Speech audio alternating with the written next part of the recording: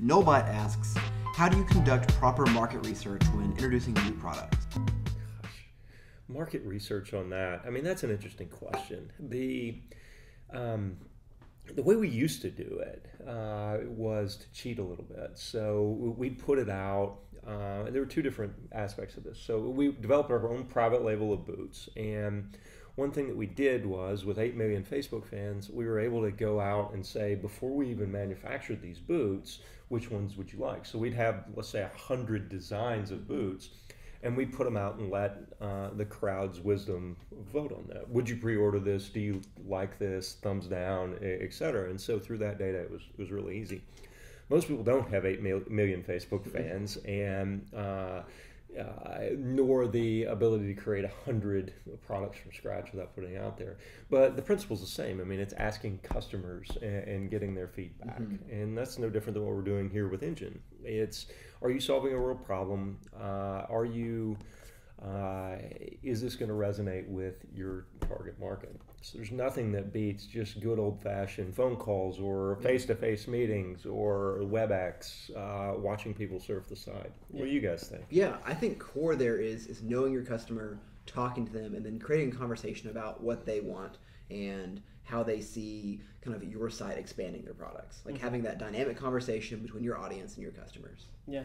I mean, I know we were talking about it last week. So Riff Raff, which is a company here in Fayetteville, I was really impressed by their Instagram story last week because they incentivized people to respond back for what they wanted. So they had Instagram stories, and it was, do you want more accessories or boots on the site? Do you want more of this or that? And if you answered all of their questions, they gave you a gift card. And to me, that's great feedback from a customer, and it's bringing the customers into that feedback loop. Now, question with, there's kind of two schools of thought here with, if you asked people what they wanted, they would have said they want a faster horse versus a car. So at what point do you, and I guess it depends on the brand, and if you're a private label and you're creating your own product, at what point do you create something that you think the consumer will want before asking them?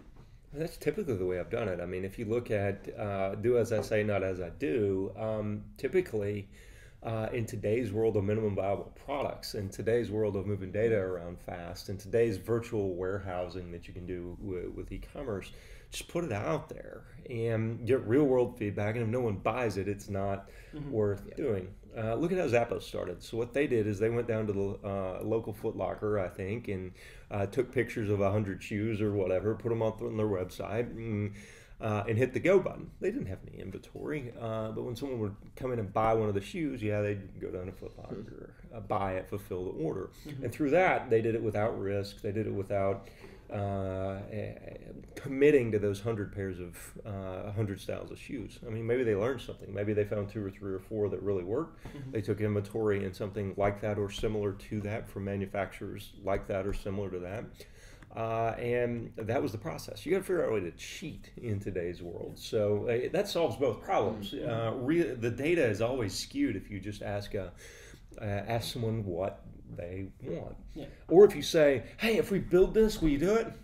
Yeah, it sounds great. That's completely different than voting with their wallet. You're exactly right. Yeah, and I think that to that point, I think that's where a lot of times people, when they jump into business, having a little bit of patience to understand that it's worth the risk to not make margin on a product, but not have the inventory, not have the sunk cost going into it. Sell things at cost. Once you're selling them at a predictable CPM, a predictable cost per acquisition, then bring in inventory, and that's when you increase your margins and optimize.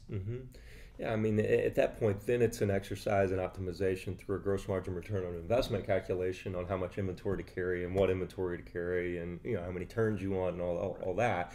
At that point, it becomes data science, and that's relatively easy. The beginning is a lot harder, so you have to cheat and scrape by unless you're super well funded. And even if you are super well funded, you're gonna lose all that money rapidly if you don't have a good system on how to expand horizontally.